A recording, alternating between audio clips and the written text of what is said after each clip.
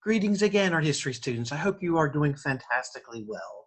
Today, I come to you from Picasso's studio behind me in France, one of the great artists of all time. Today, I want to talk to you about artists and also in our own class, how our students will take notes on the information both in class and out of class that shows up. There are really four buckets of information that you will actually need to be able to kind of think about as you're taking your notes. So the first part is going to be what we call aesthetics. What does the historical elements tell us about how an artistic style looks from each time period? What does prehistoric art look like, and how is that different than Egyptian?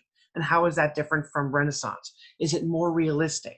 Is it based more upon the idea of have accurate body human proportions? And so one bucket of information to consider, and this will be an overall bucket for each historical time period, is what are the aesthetics? You will use that information specifically on questions both on your midterm and on your final exam when it asks, tell me what time period this unknown is. And you'll take out that list of aesthetics that you've actually created. You'll say, all right, this has more aesthetics of the Renaissance period or of the Baroque period. And so that will show up a lot of times in unknown artworks, and we'll practice that in class. But as those images come up and those slides come up while you're watching the video lectures or doing any of the reading, by all means say, all right, here's the aesthetics of what Renaissance looks like. And just have that as a bucket that you can compare every artwork from. Bucket number two we're going to look at is how does individual artworks or time periods impact the modern day world. I really do want to emphasize that these ancient cultures, artists, and artworks have really significant impacts on the world we look at, whether that's establishing our gender roles and how we kind of evaluate women. You might be surprised, but part of the reason why women actually get paid less is because an artwork canonized how we think about artwork all the way from the Greek period 2,500 years ago. We really do want to see the impact that these artworks, these artists, and these time periods have on us today. So as those show up, keep a list. Here's how this artist does this. Here's how this artwork does that. So you actually have that as a running tally.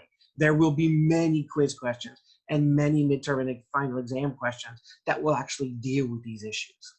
The third bucket of information that you should know, and this is the bucket of information where you're going to be graded on every week. And so this is one we want to make sure we concentrate a little bit of time on, is that for every artwork that you cover, either in class or out of class, you're going to be responsible for answering 3 questions about that artwork.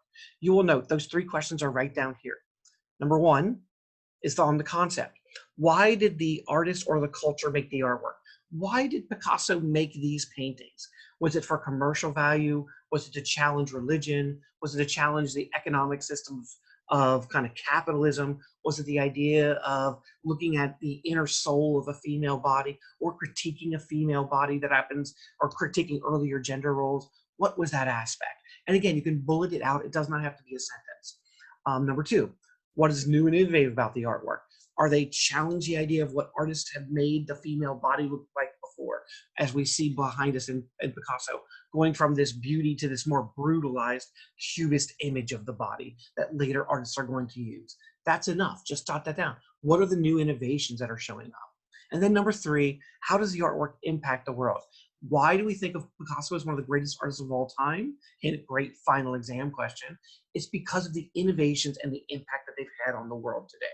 So how did he challenge the image of females? And how did people come to accept that as a way of depicting art within the process? And so that's our third bucket that shows up. And then finally, fourth bucket, from the very get-go, you have access to every midterm question and every final exam question that I will ask you. So as we run through and throughout all of our classes, you'll note there are a number of student tips here. And so, for example, here's a student tip from one of the art history classes. It says, before you watch this video, student tip, Laocoon is an example of Hellenistic art, also known as late Greek art. There's a midterm exam question that deals with this style of artwork, so be able to identify the differences between classical Greek style and Hellenistic style. These were all written by students that are basically giving you avenues and saying, all right, here's what's the most important thing, because there's so much information. We want to make sure that you can categorize it. And so that's how you actually organize. Take notes on these things and you will do fantastically well. Again, 4 buckets. Bucket number 1, the aesthetics of each time period. What's it look like and why? What are the concepts? Is it naturalism? Is it realism, and why?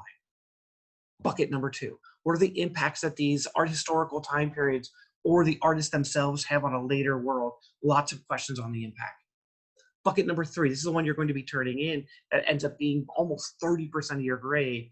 Those are those 3 questions we're going to be answering for every artwork that you're doing.